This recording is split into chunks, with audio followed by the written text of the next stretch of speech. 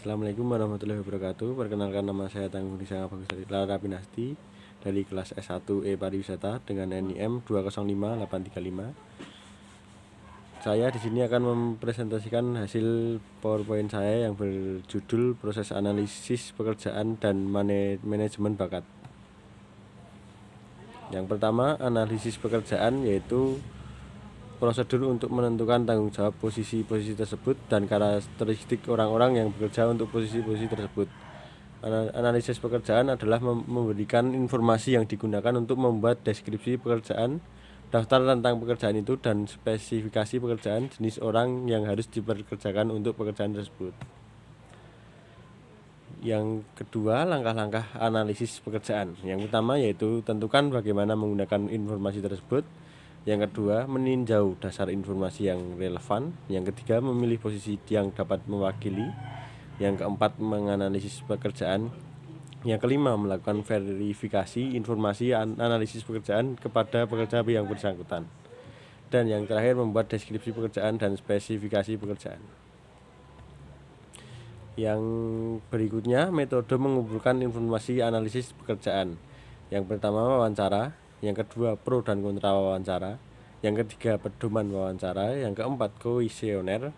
Yang kelima, observasi. Dan yang keenam, catatan laporan partisipan. Selanjutnya, manfaat informasi analisis pekerjaan. Yang pertama, perekrutan dan penyeleksian. Yang kedua, kompensasi. Yang ketiga, penilaian prestasi. Yang keempat, pelatihan. Yang kelima, menentukan kewajiban yang tidak ditugaskan. Berikutnya yaitu analisis pekerjaan berbasis kompetensi. Kompetensi sendiri yaitu sebagai karakteristik dari kemampuan seseorang yang dapat dibuktikan sehingga memunculkan suatu prestasi. Analisis pekerjaan berbasis kompetensi berarti mendeskripsikan suatu pekerjaan berkaitan dengan kompetensi yang dapat diukur, dapat diobservasi, dan berkaitan dengan perilaku sehingga karyawan yang melakukannya harus menunjukkan kualitas untuk dapat melakukan pekerjaan dengan baik.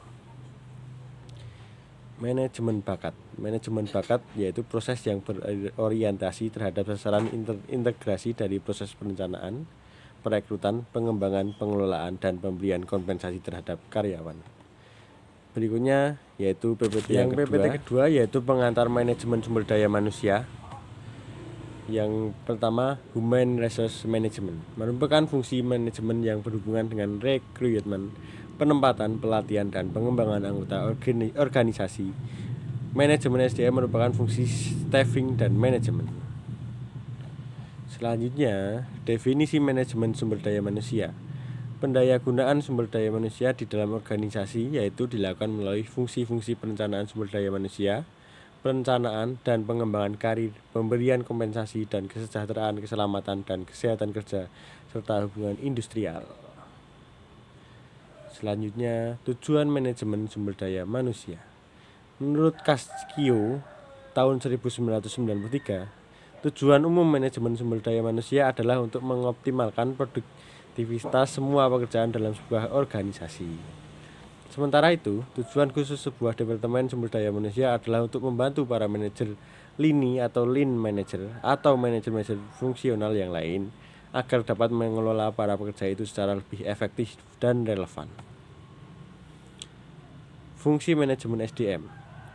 Perencanaan sumber daya manusia adalah proses yang secara sistematik mengkaji kebutuhan rekrutmen sumber daya manusia untuk menjamin tersedianya tenaga kerja dalam jumlah dan mutu yang sesuai pada saat dibutuhkan. Dengan kata lain, perencanaan SDM adalah proses penentuan jumlah dan mutu kualifikasi SDM di masa yang akan datang.